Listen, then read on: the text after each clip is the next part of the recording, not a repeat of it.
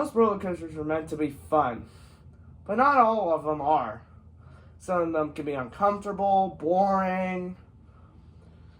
So today I'll be counting on the top 10 worst roller coasters I have ever been on. I will not be including kiddie coasters, family coasters, because those are meant to be tame. Number 10, Bat at Canada's Wonderland. This is one of the worst Vekoma boomerangs out there.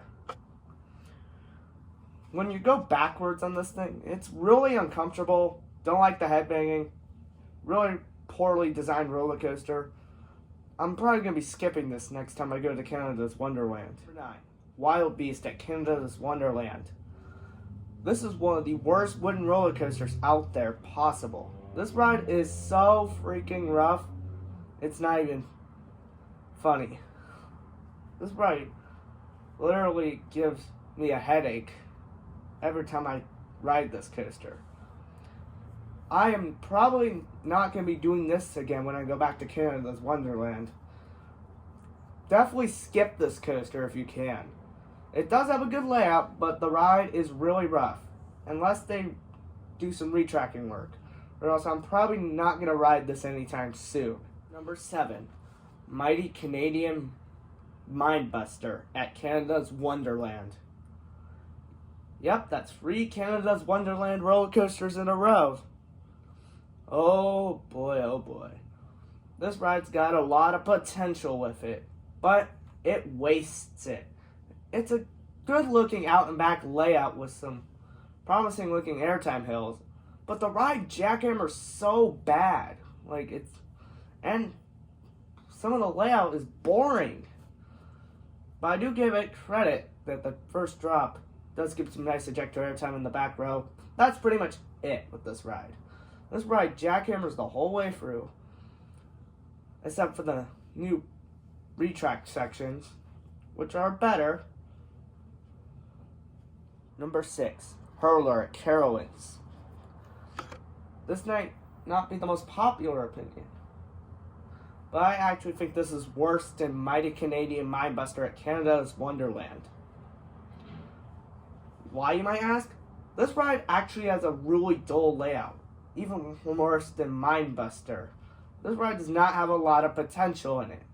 It really is kind of boring, bland, horrible layout, and no airtime. Not only that, it jackhammers the whole way through. It is so bad. I just want this thing to be RMC'd. And I know the potential of this thing to get RMC'd. We've seen it happen with Twisted Timbers at King's Dominion. Why can't they RMC this thing? Number 4, Vortex at Heroines. This might be the worst BMM roller coaster I've ever ridden. This ride is pretty dang rough for a BMM roller coaster. And I don't like the concept of standing up on a roller coaster. If you're a dude, you're going to hate this for obvious reasons. And the layout is not that good either. It's unbearably rough, has a terrible layout, and it's just uncomfortable in general. 3, Nighthawk at Heroines. This is a horrible ride that has tons of potential. If you've ridden Batwing or Fire Rock at Kings Island, you know the potential of this ride.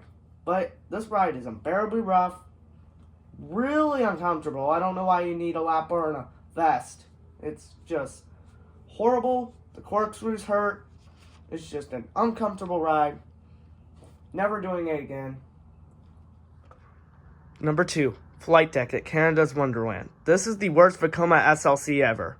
It felt like a car crash in the worst way possible. This ride was so rough, so bad, it hurt my neck.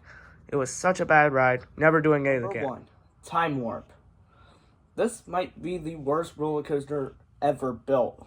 So you ride in a cage, you have these pads against your ears, and you smack your head on every turn, every bad transition. This ride is just flat out horrible. Really rough ride. It's a torture device. I'll be skipping this ride the next time I go to Canada's Wonderland. That'll wrap it up for my top 8 worst coasters. See you all Later. Be sure to like, share, and subscribe.